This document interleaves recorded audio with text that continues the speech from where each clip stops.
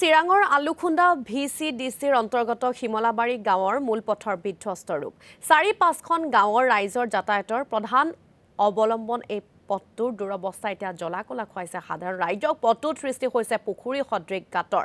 এয়া পথাৰ সদৃশ এক দৃশ্য আপোনালোকক দেখুৱাইছো। পথটোৰ এয়া দুৰৱস্থা দেখিলে আচলতে দুখ লাগিব সকলোৰে আৰু এই দুৰ্ঘটনা সংঘটিত হৈ আহিছে ৰাস্তাটোৰ বাবে।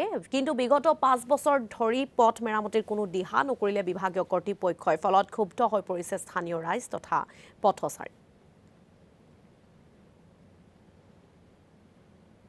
কি কম আৰু কথাটো কোৱাতে এতিয়া আমনি লাগি গৈছে। আজি প্ৰমোদ বড়োৰ চৰকাৰ হৈছে ৫ বছৰে হ'ল। তাৰ আগতে ধৰক হাগ্ৰামা যেতিয়া আছিলে তেতিয়া ৬-৭ বছৰমান হ'ল। লেংৰাৰ কাম অলপ চলপ এদি হৈছিল, মানুহ চলাৰ এটা ব্যৱস্থা আছিল আৰু কি।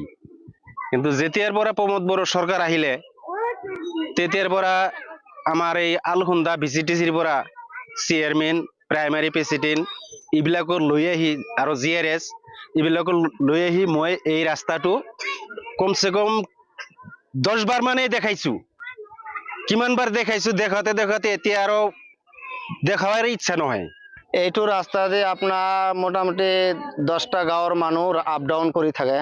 এই অঞ্চলত আজিলৈকে কোনো খোজ খবৰ লোৱা নাই আৰু আজিলৈকে ৰাস্তা ঘাট কোনো দিয়া নাই। আপোনালোকে নিজে চাওক ৰাস্তা ঘাটবিলাক কি অৱস্থা। স্কুলে সৰু সৰু বাচ্চা, সৰু সৰু ছোৱালী স্কুলত আহিবা নোৱাৰে।